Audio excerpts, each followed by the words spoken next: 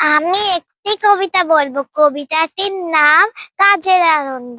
লিখেছেন নবকৃষ্ণ ভট্টাচার্য। মৌমাছি মৌমাছি কোথা যাও নাচি নাচি, দাঁড়াও না একবার ভাই, ওই ফুল ফোটে বনে যায় মধু আহরণ, দাঁড়াবার সময় তো নাই।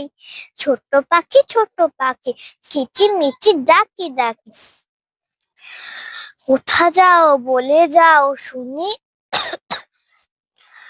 এখন না কব কথা, আমি আছি তৃণলতা আপনার বাসা আগে পুনি।